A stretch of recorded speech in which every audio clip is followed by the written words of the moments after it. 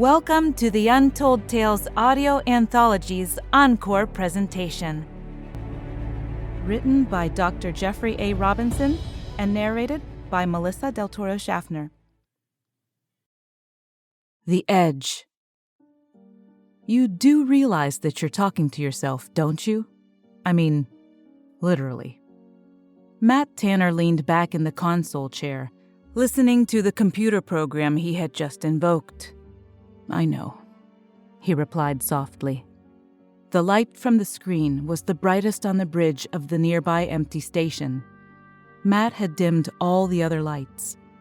It was a waste of power, and besides, he preferred darkness when he was in one of his moods. It was easier to sulk and feel sorry for himself when the lights were low. The shadowy corridors and the darkened rooms were somehow soothing as he sulked in frustration at his powerlessness to change his situation. I'm only a computer model of your own personality, and can only respond as I've been programmed. I know what you know. I think what you would think.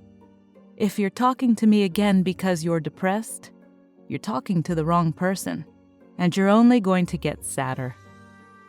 I know. But I need to talk to somebody. There's no one else here. Yeah, that's what's so sad. After the moment of silence, they both sighed in unison. Matt glared at the holographic display and reached over to the control module in his forearm to terminate the program, but stopped. The wearable electronic computer accessory remotely linked him to all the systems on Station 5. With the touch of a button, he could turn on or off lighting, control the power generators, adjust environmental controls, or activate station weapon systems. He could even trigger the station's self-destruct. But nothing he controlled could get him off this station or get him home. The facilities that could accommodate a crew of nearly 200 had sat empty for decades, waiting for the arrival of people Matt was now convinced would never come. Look, I just need to talk, even if I'm really just talking to myself. I just need you to listen. There are other programs you could talk to. Some have special programming that might help. I've tried those. Most are models of experts on different station systems that I can learn from or consult with. They know all about the translocation gate, engineering, life support, medical systems, even combat operations. But I don't want to be lectured or advised or counseled. I just want someone to listen while I work things out. Looking at the image projected by the program was like staring into a mirror. Sometimes it was unnerving, but at the moment, it was familiar, comfortable, and soothing. Okay, just let me go over it again. What am I missing? What could have happened? Well, obviously something must have happened with the gate at Station 4. Or they would have contacted us or come back like everyone had planned. But if Station 4 blew up or something, then they would have rebuilt Station 4 and its gate by launching a construction vessel from Station 3, and in 20 years they would have been up and running again. And then they would have reconnected up to our gate here on Station 5, and everyone would have started work on a new construction vessel to launch to build Station 6. Right. All the necessary materials would be passed along from one station to the next until they arrived here. But when this station was finally completed, everyone rotated back for shore leave, and a new crew was supposed to arrive while you watched the station till the new crew arrived. But no one came. I was only supposed to be alone here for a few hours. So, something must have happened at Station 4, because we've somehow been cut off. But again, they could have rebuilt Station 4, if anything happened, even if it took another 20 years for a ship launched from Station 3. Too much time and money has been invested in Operation Andromeda for them to give up. The chain of translation gates that's supposed to link the Milky Way galaxy with Andromeda is already more than halfway finished. But 20 years is a long time to wait for a gate to be rebuilt. Which is why I placed myself in cryosleep. However, when I woke, no one had arrived. So, I figured they might be delayed a year or two. Which is why you took the second 20-year-long cryosleep after being awake for the required year after waking. Matt nodded. If he'd had a choice, he would have simply stayed in hibernation until the replacement crew arrived, but there was a maximum amount of time you could stay in suspended animation. Even when frozen, the brain wasn't perfectly preserved. After 20 years, the information stored in neural networks started to fade, and people had to be awakened so their brains and bodies could heal. Regulations required that hibernation subjects remain awake at least 1 year before they could return to suspended animation. After I waited a full year, I figured they'd just wake me up if everyone returned, while I slept. But you slept a second 20 years, and no one woke you up, and no one arrived. Even though it's now been well over 40 years. And you've waited here alone all that time, expecting the replacement crew to arrive. Matt, I hate to say it, but it looks like no one's coming. So now I have a choice. Yeah, you could remain awake for another year and then go back to cryosleep again for another 20 years. Or I could just reset the controls so that I don't wake up automatically. In which case, damage to your brain would become irreversible after about 25 years, so that if someone did arrive and woke you up, you'd be a cripple.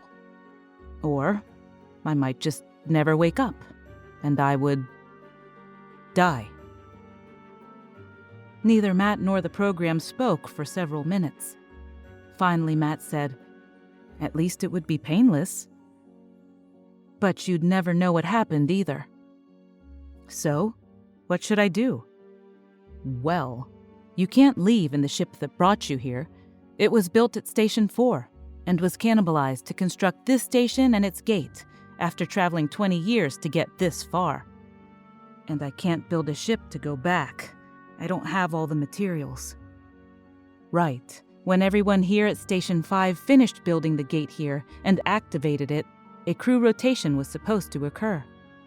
Matt nodded. With everyone from here returning home and a new crew arriving, who'd receive all the materials through the gate to build the next ship? And the next gate at what would become Station 6. But even if I had the materials, I'd never be able to build a ship alone. You're not an engineer. You were a navigator. And I can't reach the other gates at Stations 1, 2, or 3. They're too far, beyond a maximum range of any translation gate.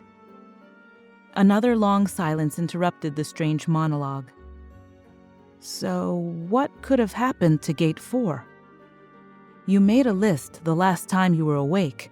Do you want me to read it back to you? Sure. Okay, here's what you came up with, in order of the probability you assigned. A malfunction in the antimatter generator that blew up Station 4. The Andromeda project could have been cancelled. Something's happened back on Earth that changed their priorities. Again, in order of likelihood, it could have been politics, a new government, loss of funding, loss of sponsors, loss of interest, economic collapse, ecological collapse, a natural disaster, war, disease, alien invasion, or the sun could have gone nova. Whatever happened could be temporary, or it could be permanent. Both of them shook their heads and said, "Damn," in unison. You're not as upset as you should be about all this. I know. I think that's why they picked me to stay behind while everyone went on shore leave. I have a high stability quotient. All candidates for the space service are screened for that. Yes, but I scored higher than anyone before me. So you're saying that you wouldn't be here if you just let yourself go once in a while? You know, lost your temper or got in a fight? Don't make me turn you off. You know I was just kidding. Yeah, I do, said Matt, grinning. So what are you going to do now? Eat? Exercise? Watch another movie? You've still got the entire station digital library at your disposal and about 100,000 books you haven't read yet.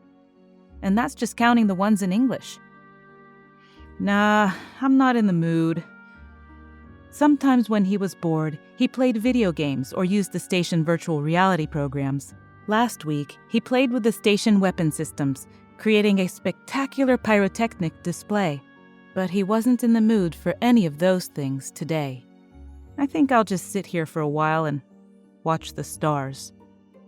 Turning his chair toward the large wall portal, he leaned back and put his hands behind his head. With all illumination turned off, the view was spectacular. The visual effect was as if he were floating in space outside the ship. The Andromeda Galaxy loomed in the distance, so far out in the space between galaxies that he could not distinguish any individual stars. A star the size of the sun would be too small to see from just 11 light-years away. Of the 3,000 stars visible to the human eye from Earth, all were less than 100 light-years away.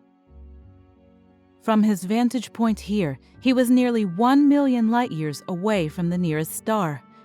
The Andromeda Galaxy was clearly visible, but it was a fuzzy blur of lights. Individual features were clusters of hundreds or thousands of stars. Still, the view was spectacular, but depressing. While he was so far from home, he was only halfway to Andromeda. Without the remaining stations built, there was no way to reach the galaxy that seemed so close.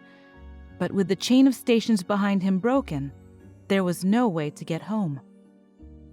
Matt wasn't afraid as much as he was simply lonely.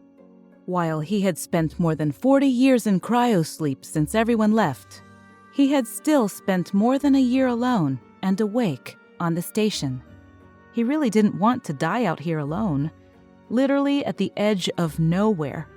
All he really wanted was to go home, somehow, someday. After what might have been hours or mere minutes, Matt fell asleep and dreamed of floating amongst the stars. After a time, he dreamt of flying in space around the Earth, fighting spectacular battles with alien ships and magnificent weapons. Yawning, Matt stretched and opened his eyes. Stars filled his view, and he was so relaxed that he felt like he was floating. He reached for the armrest next to him, but his hand found nothing solid. Looking around, he saw too many stars, not just out in the portal in front of him. Below him and to one side, he clearly saw the exterior of Station 5. On his left, the Milky Way galaxy glowed brightly, and the spiral of the Andromeda Spiral Galaxy shined magnificently on his right. Blinking, he realized he was outside the ship and floating in space. He instinctively started screaming, and he continued screaming. He flailed wildly, trying to grasp anything solid, but there was nothing around him. All he managed to do was to set himself slowly spinning. Still, he continued to scream. His high-pitched wail continued until his throat was raw, and he started to run out of breath. Panting, he realized that at least there was air around him. But that didn't make any sense. How could there be air around him if he was indeed floating in space? Slowly calming down, he stopped thrashing and examined his surroundings more closely. He very slowly turned, but all he saw was the equally distant galaxies and the dimly illuminated form of the Station 5 gate. "What the fuck is going on?" he asked aloud. "Am I dreaming or hallucinating? Am I dead?" "No," said a voice nearby. "Huh?" Matt said, looking around. "I said, no, you are not dead.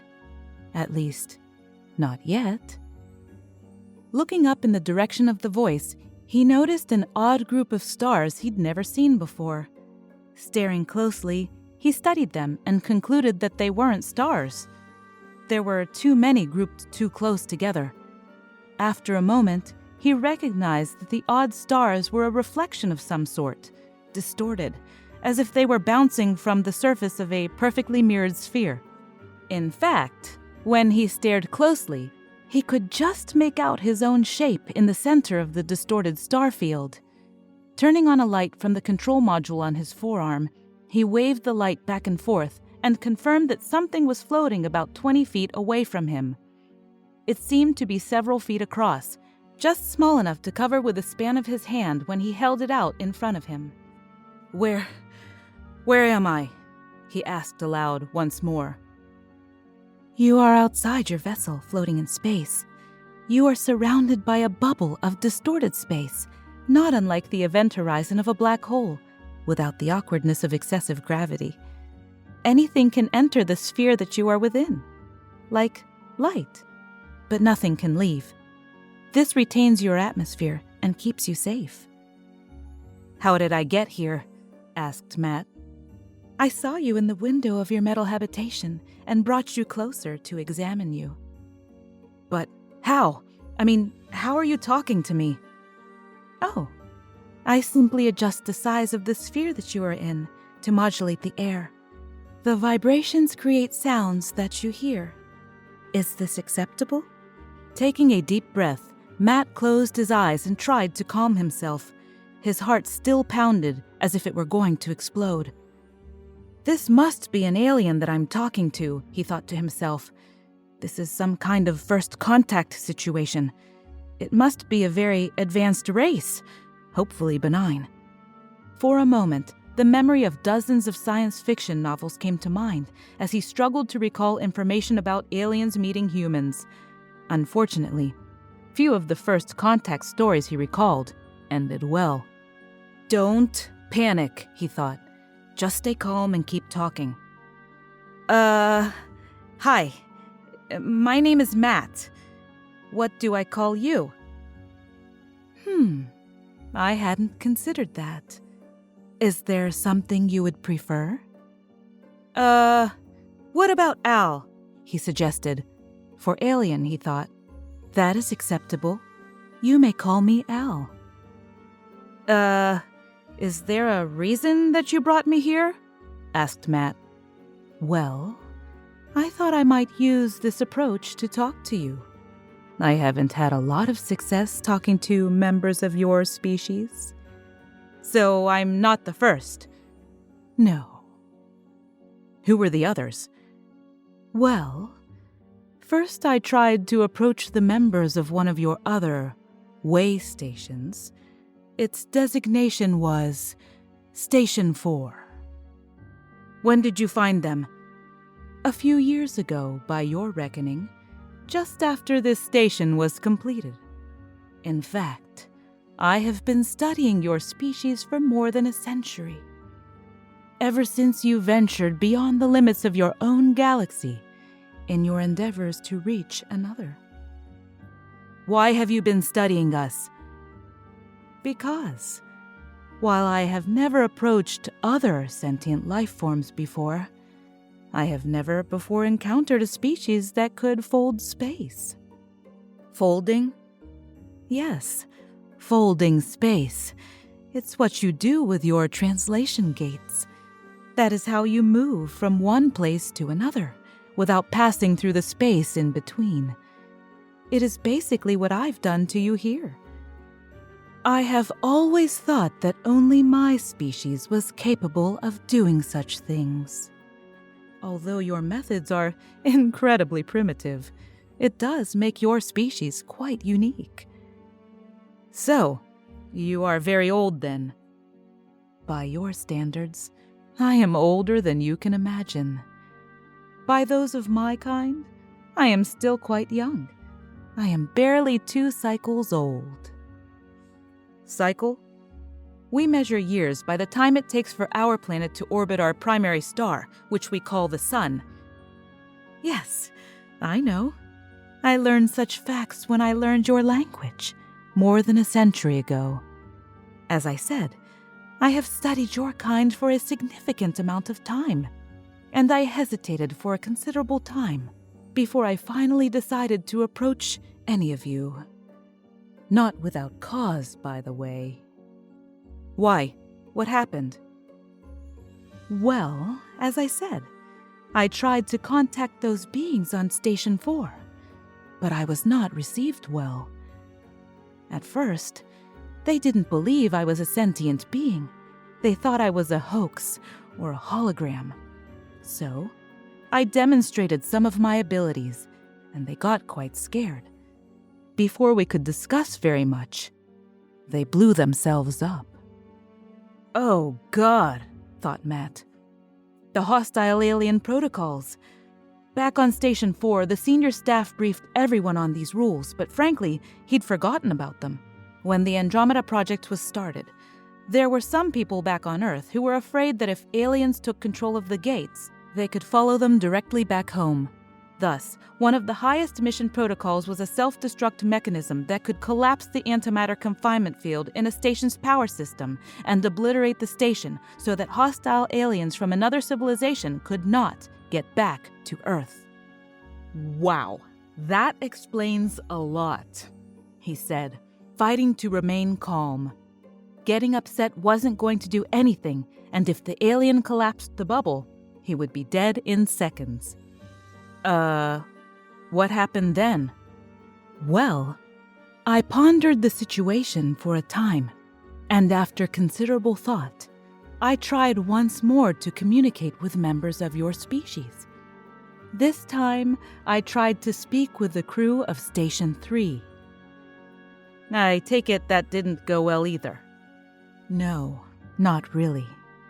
We talked for a much longer time, but they too destroyed themselves. However, I think it was done remotely from the crew from Station 2, with whom the crew was communicating through their translocation gate. Oh, that's not good, said Matt. That meant both Stations 3 and 4 were gone now. He really wasn't ever going to get home. No, I decided not to try to communicate with your species again. However, after quite a few years, I realized that, since you were trapped here, that it might be worth one final try. Yeah, thought Matt, I'm a real captive audience. Casually, Matt reached to his wrist computer and tried to activate the external station lights to see if his controls worked. However, despite repeated attempts, nothing happened. Oh, that's right, he thought. The alien said the sphere around him would let anything in, but nothing out. That must mean electromagnetic signals, too. Sure, that makes sense.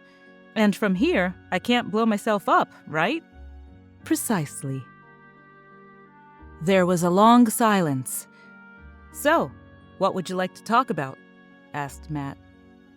Well, I have examined all of the contents of your electronic libraries in your computers and listened to the electromagnetic communications by members of your race for many years, but I still don't know why you do these things. You mean like leaving our home, traveling in space, and blowing ourselves up?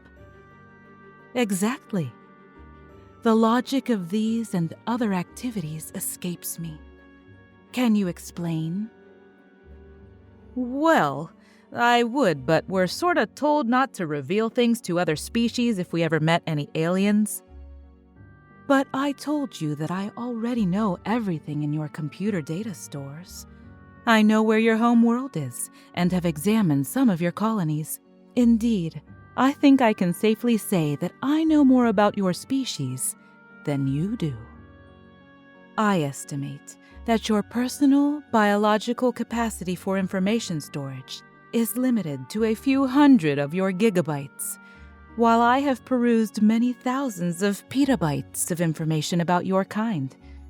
There are few things that you could tell me that I do not already know. Except, of course, for our reasons and motivations. That is correct. So what do I get out of it? What do you mean? I mean, if I cooperate and answer your questions, what do I get? Well, you could ask me questions of your own in turn, and we could continue until one or both of us are satisfied with our exchange of information. Yeah, well, that's not going to do me much good. Does that mean you do not value such information? I mean, I'm going to die out here. I've been stuck here for more than 40 years, and I have no way to get back home. What good is knowing the answers to the universe going to do me, if all I can do is die alone or commit suicide? Oh, so you want to go home. I could take you home. Huh? Really? You could? How? Well, I told you that my kind folds space naturally, and I am much better at it than your species is. I could easily take you back home after we've talked. Would that be sufficient? Yes, oh my God, yes. But how do I know you can really do that? That's a good question to start with. Here, close your eyes for a moment. This might be a bit disorienting. Matt closed his eyes and saw a flash of light through his eyelids, but he felt no sensation of movement. Slowly and carefully, he peeked out of one eye and saw in front of him a massive expanse of stars that almost filled his field of vision. Wow, he exclaimed involuntarily. Where there had only been fuzzy lights before, he now saw the huge spiral of a galaxy filling the sky before him. Where are we, and how did we get here? That is 2 more questions you owe me, but I will answer them first. You have arrived at your destination. You are at the edge of the Andromeda Galaxy that your species was endeavoring so hard to reach. Turning around, Matt could barely make out the fuzzy nebula that must correspond to the Milky Way galaxy, his home, now more than 2 million light-years away. He hadn't gotten closer to home. He was now even further away. So how long did it take to get here? No time at all, actually. We simply moved from one location to another, much like the way your translation gates work. Now, I get to ask a question. Why do you leave the safety of your planet? Why do you venture into space, a place you are naturally not designed to be? Why face the dangers and face death that is not necessary? Matt thought for a moment and replied, Because we are a curious species, I guess. Because it is a part of our nature not to be satisfied with things, but rather to constantly reach out and seek to understand more. I think I read somewhere that this urge has promoted the survival of our species. As we spread out across the stars, it reduces the chances that our species will die out by being in a single place.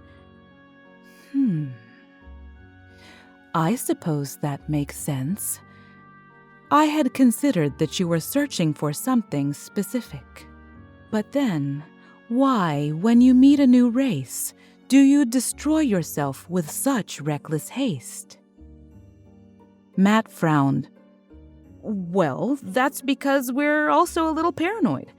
As a result of our experiences reaching out to new places, we have sometimes encountered dangers, and the fear of leading strangers or aliens to our home world, potentially placing it in danger, is very great.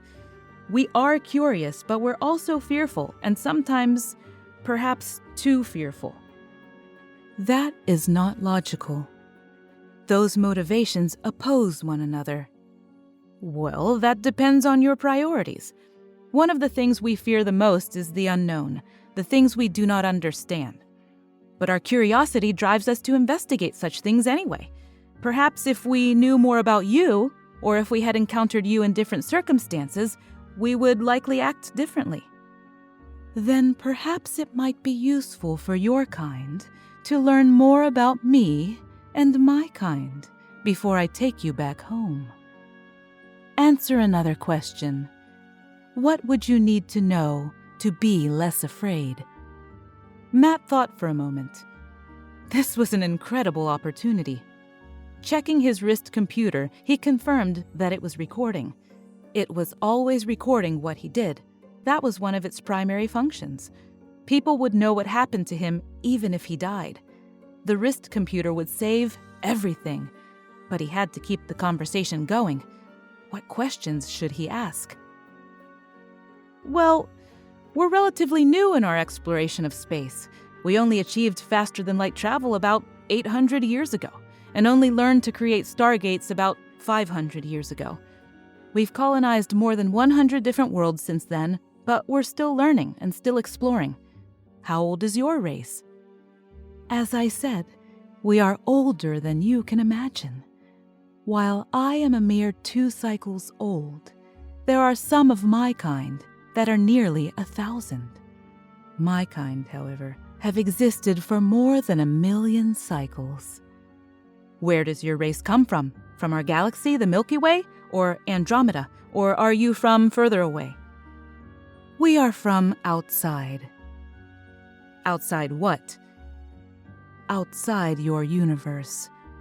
What do you mean? Are you from a different parallel universe? No. It is the same universe. We are just from the outside. Here, let me show you. In an instant, a flash of light flared around him, blinding him momentarily. For a moment, he thought he had lost his sight, but then noticed the faint glow of his wrist computer. Beyond the bubble around him, he saw nothing. Okay, there is nothing here. What am I supposed to see? In front of you. Look more carefully.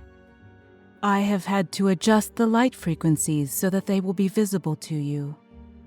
Straining to see anything, he finally noticed a faint glow that spread across about 45 degrees of his field of vision. In all other directions, there was only complete darkness. What is that supposed to be? He asked. That is your universe. It is more than 60 billion light years across. And you are so far away that you could never distinguish any individual star.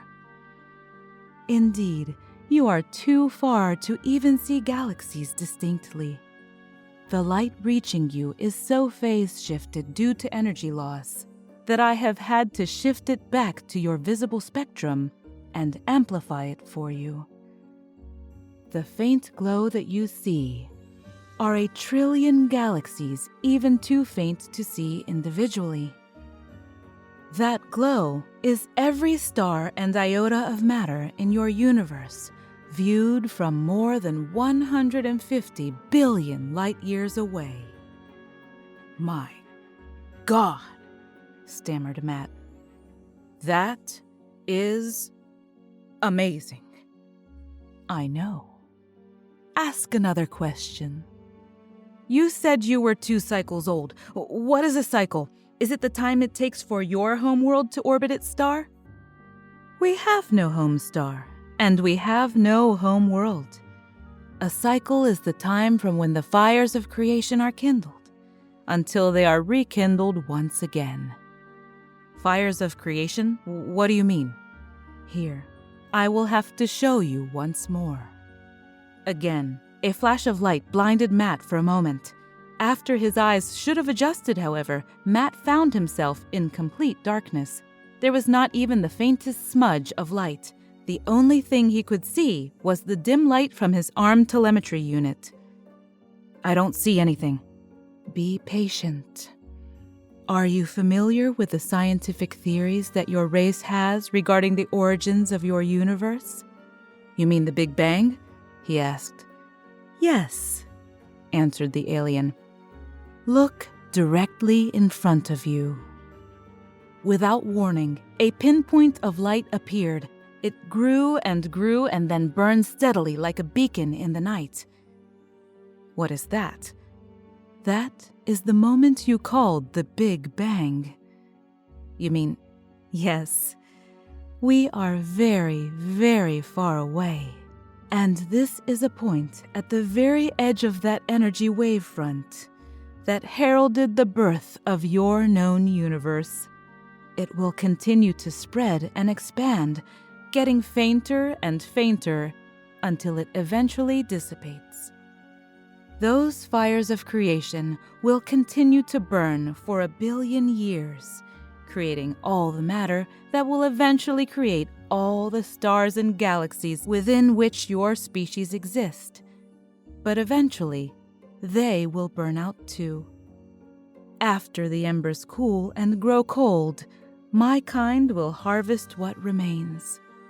Then, after everything has been assimilated, the elders will call forth the fires of creation once more. From the time of one kindling to the next is one cycle. You mean a cycle is the age of the entire universe? Yes.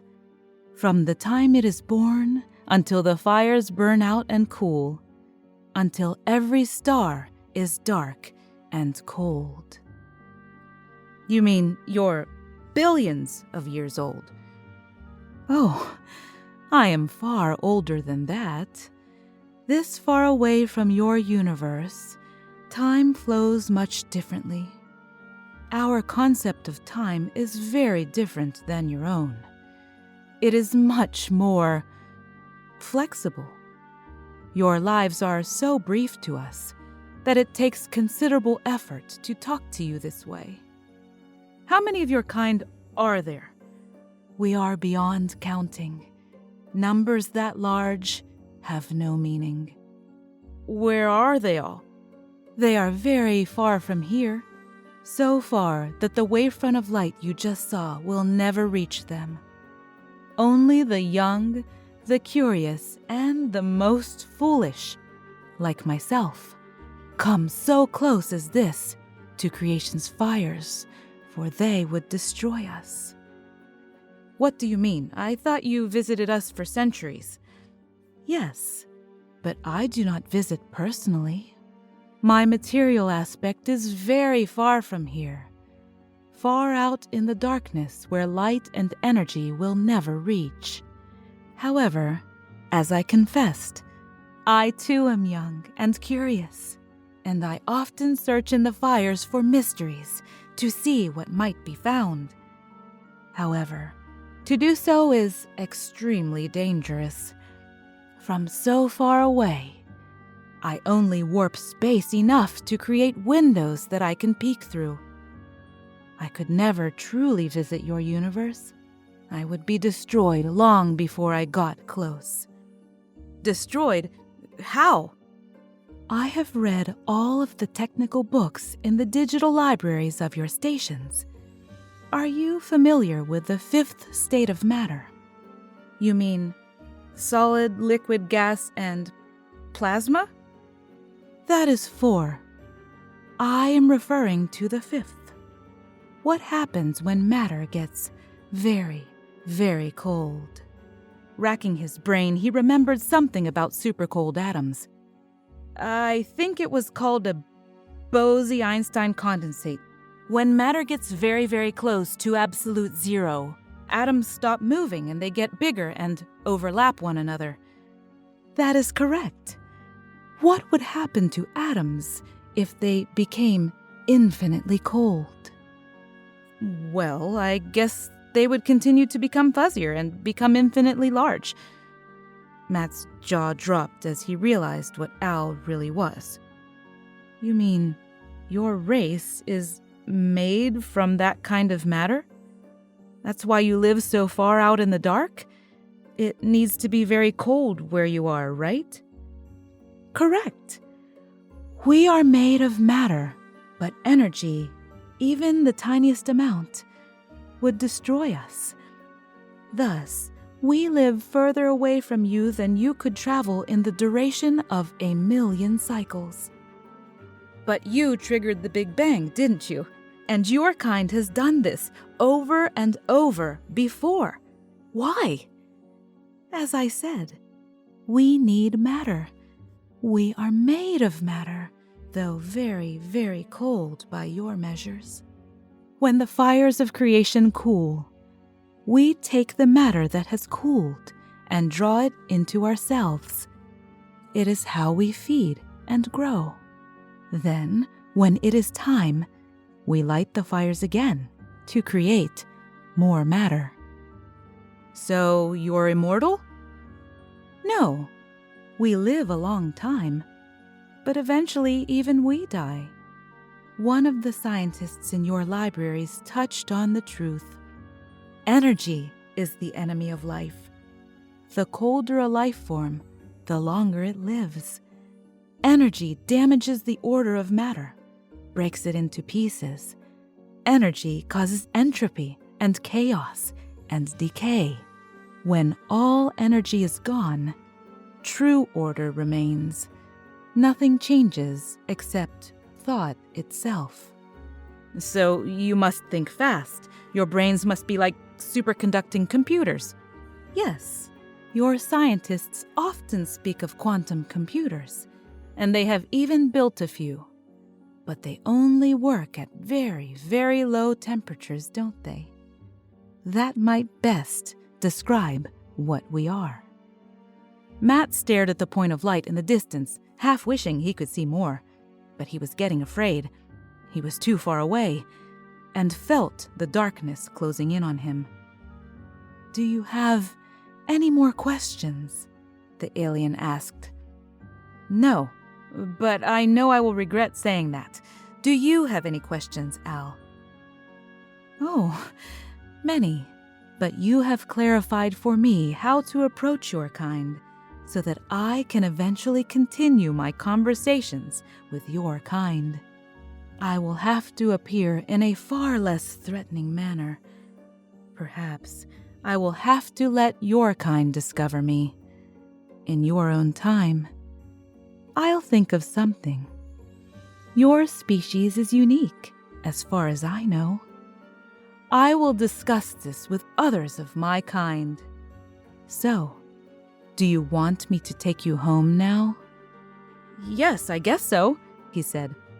Then, before he could comment further, light flashed once more, and he found himself looking down from a position high over the earth. The familiar planet of white and blue, green and brown, looked more beautiful than he could have imagined. Glancing up, he found the moon and pinpoints of light that corresponded to the larger space stations and habitats that orbited the Earth. Looking around, he clearly saw Al now. He appeared as a perfectly reflecting ball, with Earth mirrored on its convex surface. "Do you have a preference for a place you would like to be taken?" asked Al. "If you don't want to be here, I can take you to any of your other colonies instead." No, this is fine. I'd like to go to Washington, D.C. That's where the headquarters for the Space Service is. I just wish I could take something with me that would prove I had this conversation. No one will believe me. Not even with the recording I've made, he thought. "If you wish, hold out your hand." Matt did, and a small silver bubble appeared. It was perhaps about 3 inches across and was extremely slippery, frictionless in fact. He had to bend his fingers into a claw around the object to keep it in his grasp. "What is it?" "Consider it a mystery. It is much like the bubble that protects me. It is a white hole, the opposite of a black hole. Anything can leave its edge, but nothing can enter. Show it to your scientists. It will likely generate a lot of interest. Tell them that there is something special inside, and when your people can open it, I will know, and it will be time for us to talk again." Without having a chance to respond, Matt suddenly experienced the sensation of falling. A flash of light blinded him, and he fell hard against an unyielding surface. As his vision returned, he looked around to find himself sitting on the ground outside the headquarters of the Space Service in Washington, D.C. Standing slowly, he looked around, but no one seemed to have noticed his abrupt arrival. Breathing the cool, fresh air, he stared down at the tiny silver globe in his hand. "Thanks, Al," Matt called out, but there was no reply. Walking toward the marble steps of the building, Matt started cursing under his breath as he thought of other questions he should have asked. Thank you for listening to this encore presentation from our archive of original short stories. We sincerely love our listeners, fans, patrons, and supporters, and would love to hear from you. Keep in touch with us and let us know what you think about our podcast, our stories, and your listening experience. The best way to do that is to subscribe on our website, untold-tales.com. That's untold-tales.com. We want to make sure that we are creating stories and an experience that you're enjoying. So subscribe on our website. That'll put you on our email list so we can keep in touch with you. And thank you for listening. Have a wonderful day.